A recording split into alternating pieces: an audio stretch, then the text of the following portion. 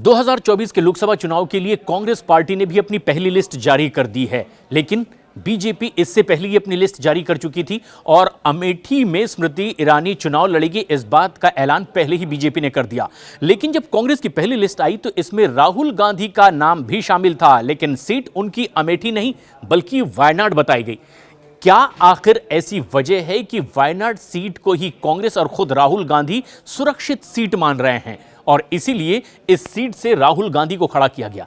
दरअसल यहां तस्वीर अगर पूरे भारत देश की हम देखें तो ये तस्वीर हम देखते हैं 2014 की, जब पहली बार नरेंद्र मोदी के नेतृत्व में बीजेपी सत्ता में आई थी और ज्यादातर पूर्वी, पश्चिमी और उत्तर भारत का हिस्सा केसरिया रंग में रंगा दिखाई दिया। दक्षिण भारत की कुछ सीटें जो है वो दूसरे रंगों की दिखाई दे रही है। मतलब ये कि बीजेपी को अच्छी टक्कर उनके विरोधी दलों ने दक्षिण भारत से दी और तब आंकड़ा बीजेपी का 282 था, कांग्रेस का 44। लेकिन 2019 के चुनाव में सीटें बीजेपी की और बढ़ी, 330 सीटें बीजेपी ने जीती, कांग्रेस के पास 52 सीटें थी। लेकिन अब भी इस वक्त दक्षिण में विरोधियों के रंग दिखाई दे रहे थे और इसीलिए भी 2019 का चुनाव राहुल गांधी ने वायनाड से भी लड़ा। हालांकि उत्तर प्रदेश की पारंपरिक अमेठी सीट से भी वो चुनाव लड़े थे, लेकिन स्मृति ईरानी से ये चुनाव हार गए थे। और तस्वीरों में भी हम देख सकते हैं ज्यादातर उत्तर भारत का, पूर्वी भारत का और पश्चिमी भारत का हिस्सा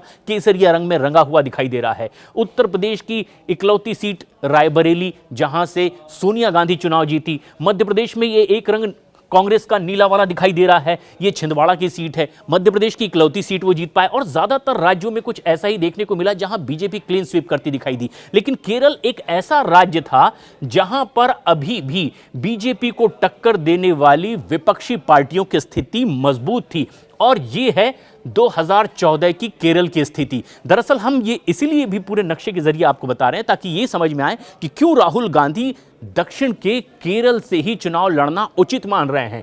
केरल की तस्वीर आप देखिए, साल 2014 के इलेक्शन का ये आंकड़ा है। 20 सीटें हैं लोकसभा की केरल में और इनमें से यूडीएफ के पास में, डेमोक्रेटिक फ्रंट के पास 12 सीटें थी और एलडीएफ के पास 6 सीट थी। यानी 2014 के रिजल्ट्स भी यहां पर सुरक्षित थे जो कांग्रेस की अगुवाई वाली टीम थी। 2019 में भी कुछ ऐसे ही आंकड़े सामने आए। यूडीएफ के पास 20 में से 19 सीटें आई थी, सिर्फ एक सीट एलडीएफ के पास गई थी। और सबसे खास बात यह है कि यूडीएफ कांग्रेस की अगुवाई में यहां पर जितनी सीट जीत रही थी उनकी तमाम सीटें ये सुरक्षित मान रहे थे। यूडीएफ की 19 सीटें थी 20 में से 2019 के लोकसभा चुनाव में और मुस्लिम लीग के पास में 2 सीटें थी। केसीएम केरल कांग्रेस एम के पास में 1 सीट थी, आरएसपी के पास 1 सीट थी। कांग्रेस की स्थिति बेहद मजबूत और ये एक ऐसा राज्य है जहां पर अभी भी कांग्रेस मानती है कि बहुत मजबूत स्थिति में, जिस तरह से उत्तर प्रदेश में, मध्य प्रदेश में, छत्तीसगढ़ में, राजस्थान में और कई और ऐसे प्रदेशों में बीजेपी अपनी स्थिति मानती है, कांग्रेस मानती है कि केरल राज्य में उनकी स्थिति कुछ उतनी स्ट्रांग दिखती है और इसीलिए राहुल गांधी के लिए वायनाड की सीट को सुरक्षित माना गया। और ये वायनाड की सीट अब जहां से कि राहुल गांधी चुनाव लड़ते दिखाई देंगे, एक बार फिर से इसकी घोषणा की गई। 2019 की यह तस्वीर है जब रिजल्ट आए थे और यहां पर उन्होंने तकरीबन 4 लाख वोटों से यह सीट वायनाड की जीती थी। राहुल गांधी यहां से सांसद बने थे, अमेठी से वो चुनाव हार गए थे, जबकि गांधी परिवार की वो बेहद सुरक्षित और पारंपरिक सीट मानी जाती थी।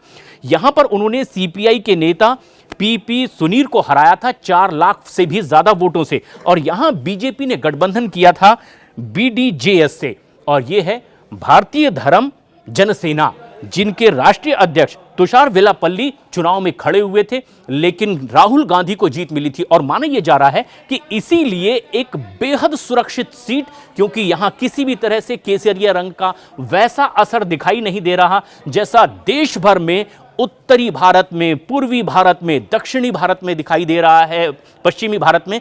लेकिन इस दक्षिणी भारत के केरल राज्य में अभी भी कांग्रेस को लगता है कि उनके मतदाताओं की एक अच्छी खासी संख्या है और राहुल गांधी को इसीलिए वायनाड से एक बार फिर पहली ही लिस्ट में लड़ाने का ऐलान कांग्रेस पार्टी ने कर दिया।